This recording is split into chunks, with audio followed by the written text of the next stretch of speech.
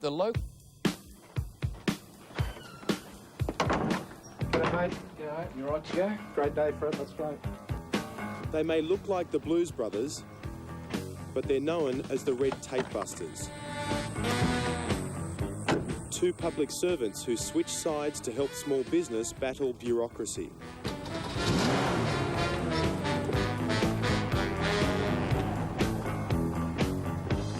Now Shane Bowring and Jim Beck have embarked on a new mission to help individuals, clubs and companies get access to what they call free money, better known as government grants.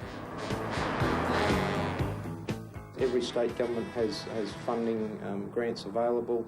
Local councils, some local councils have funding grants. There's literally billions of dollars available out there for people if they know it's there and how to put the submission together. If you go to the government just with your hand out and say, can I have some free money?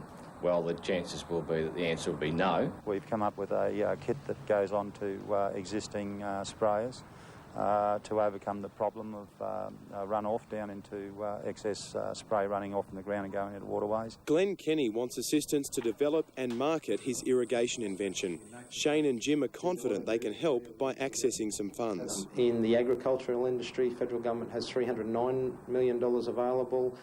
In the science technology industry, there's $15 million available per grant to research and development companies. I believe that we finally actually found a good use for a bureaucrat, and that's in the Red Tape Busters.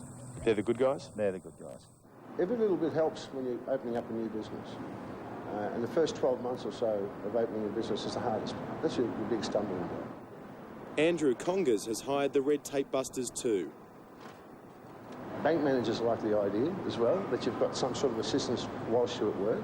In general terms, people need to have some sort of a project or a proposal for which they need funding, and that proposal basically has to match up with some sort of outcome that the government would like to see with one of its programs. Registering for a government grant involves a pre-application, a formal application and a submission before a selection committee. Because they know the system inside and out, Jim and Shane believe they're the right men for the job.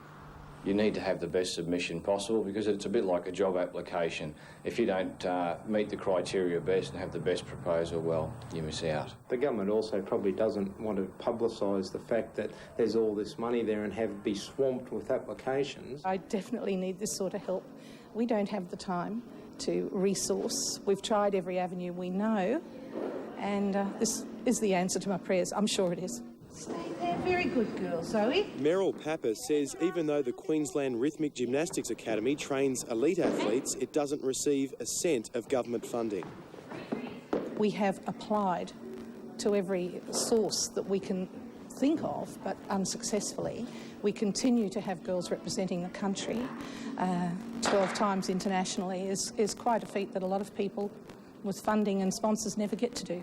So I think we do need some help. There's a number of different sporting grants around. There's money there just about, no matter who you are in Australia, if you meet the criteria and you knew that it was there, and that's one of the difficulties, knowing it was there, there's money galore.